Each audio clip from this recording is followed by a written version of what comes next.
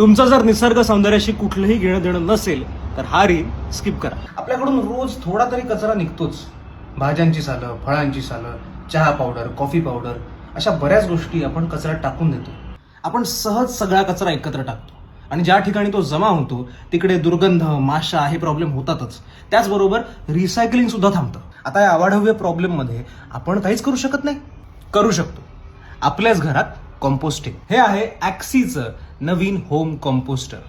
यात तुमच्या घरातला ओला कचरा ऍड करा, त्यांनी दिलेला बॅक्टेरिया ऍड करा, 4-5 वेळा उलट सुलट फिरवा आणि बस सोडून द्या.